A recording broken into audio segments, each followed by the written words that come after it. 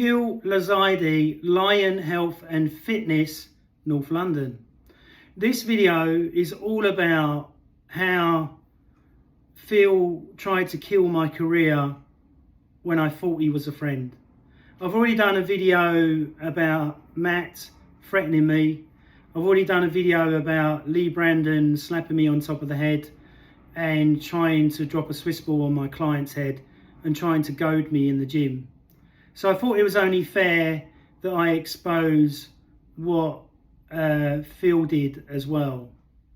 So if we wasn't in a cult, then why did they all gang up on me when I only met Leigh once for the first time when he slapped me on the head?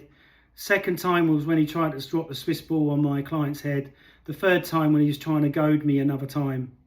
I only ever met Matt once. He threatened me down the phone with legal action, and I only ever met Gavin twice, and obviously Gavin gaslighted me the last time I met up with him. And then obviously if you see the email that he sent me saying he's not sabotaging my business when I'm not on page 1 of C.H.E.K Connect, when the politest woman is that's not even a level 3, and Phil Loizides is lower down. You can go and check it all yourself. Then if you click on my profile on page 2, if it's still there, I don't know, you'll click on it and then it bounces back to page 1. And I had over many thousands of views, but no clients from it because it was constantly bouncing. Does that make sense? And then Gavin said in his email, it will take 3 months to fix the website. No, it can take fucking 10 minutes if you know what the fuck you're doing. So Phil Loizides, I thought he was a friend, but at one time we were chatting and he was really getting into the C.H.E.K stuff much deeper because he was a faculty member. He said, we'll take legal action against you.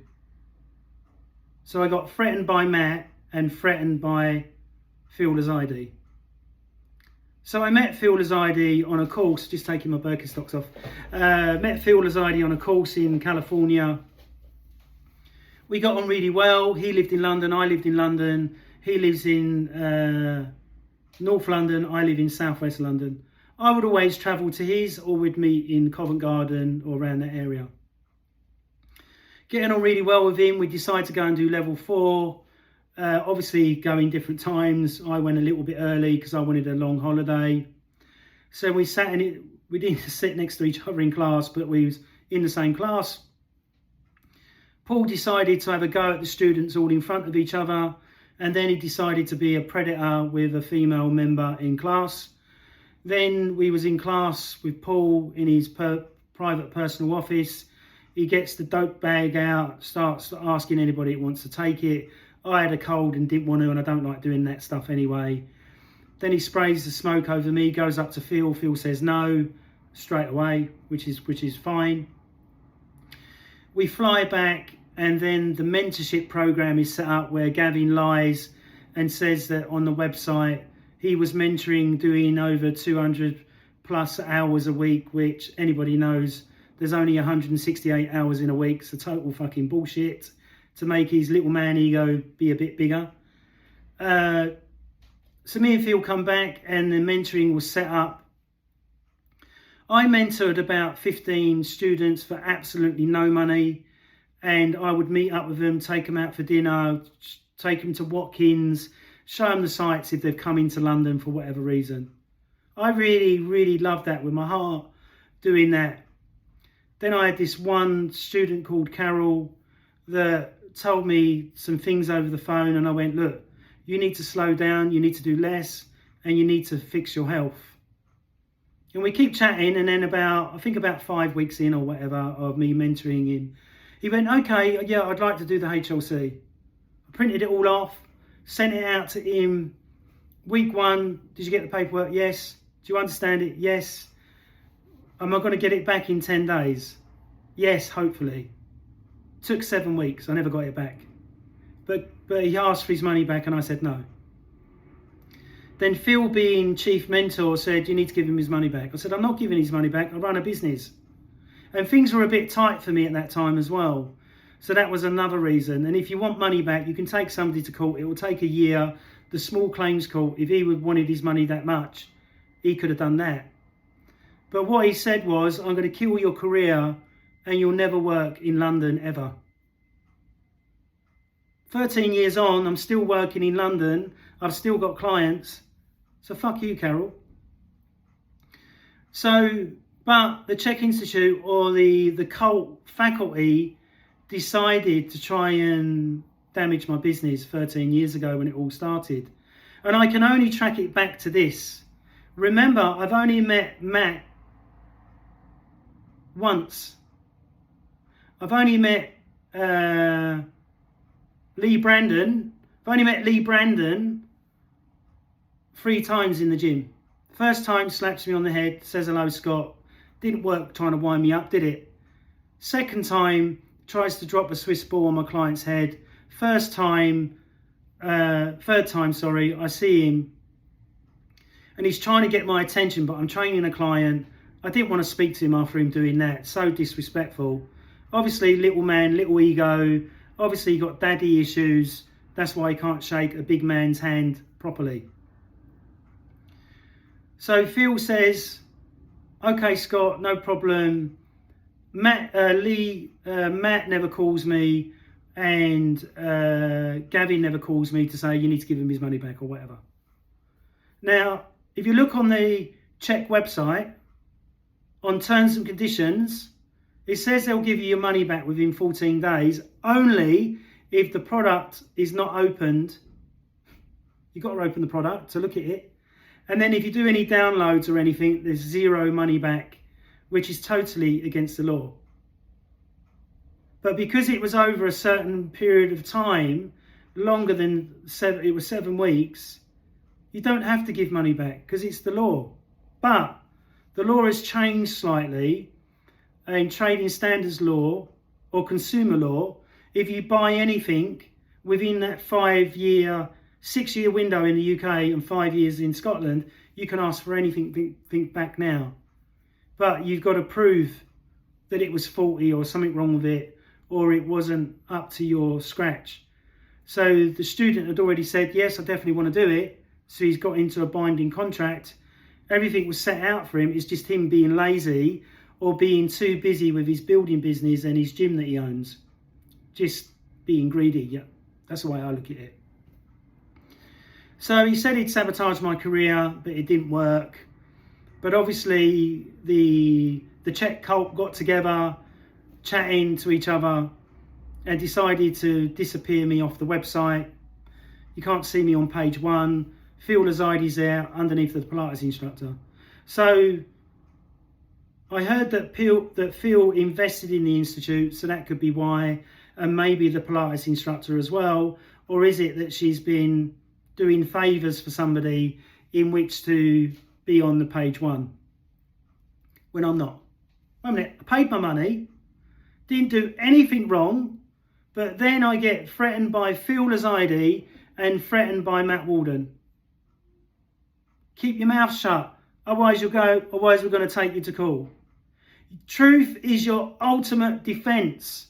Remember, I've been studying and looking into law for over 2 years.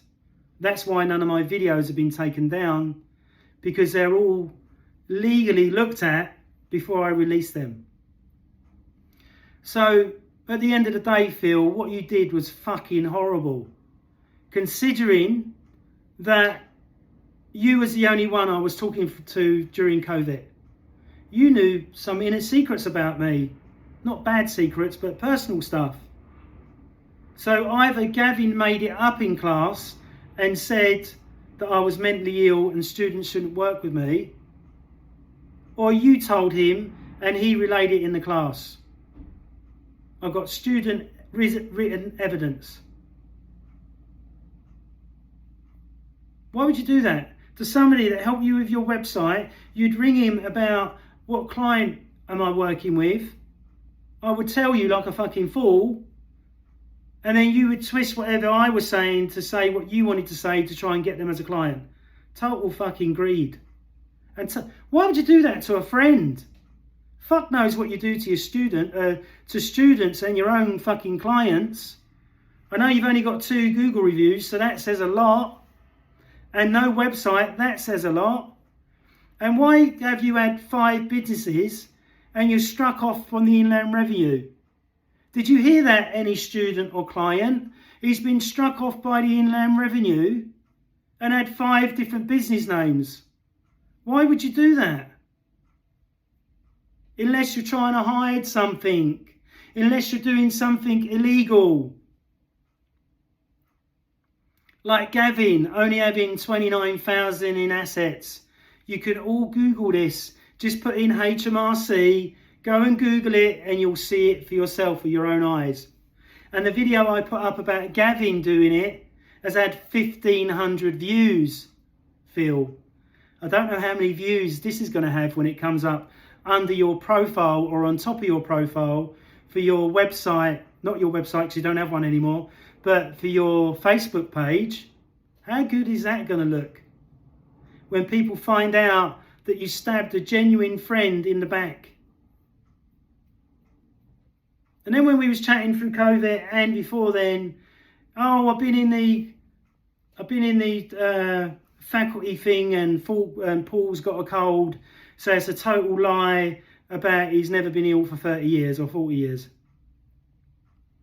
I already knew that because in some videos he's all clogged up and you can hear it in his voice that he's got a cold or something. Then he recently done a video, oh, I've got COVID. Oh, this is the man that never gets sick. What a load of fucking bullshit. And remember when I did that photo review, Phil, to make you look good, and you could only hold it for about 2 seconds, that I took 100 shots, and you said, what'd you take 100 shots for? You filled up my phone. Well, that's what photographers do, Phil. Especially elite ones like Rankin, world famous, who's photographed the royals, everybody around the world, including Arnold Schwarzenegger. He was my client. So was it that the faculty were jealous of that I've worked with huge names? Pop stars, movie stars, elite photographers, lawyers, working with one now. So I don't understand why you did that. I know you hated working for free, but you never grew a set of bollocks and said, no, this is enough until now or maybe recently. It's a shame that your website's gone down because that's hugely going to affect your business. But I ain't ever fucking helping you again for free when you're supposed to be my friend, stabbing me in the back and twisting it. And then when I sent you an email, come on, Phil, yeah, I called you a hypocrite. But that's what you are. You're a hypocrite. Saying to me down the phone, they won't help me with my book. They're not answering their phones or texts.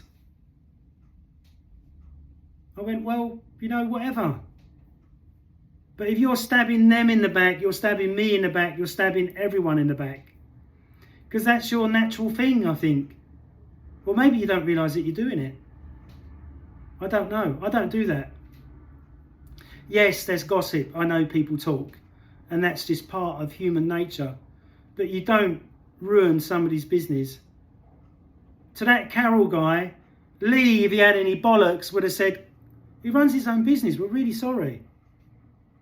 And then Matt, instead of threatening me and gaslighting me down the phone, go and play your drum, totally brainwashed by C.H.E.K, smoking dope in videos that will affect his osteopathic license. And why has Leigh Brandon got a Gazette notice, insolvency on his business, and you've been struck off? Warren's the only one that's doing great, even though he's got £900 in his account, in his business account. At least he's a straight goer like me, not like you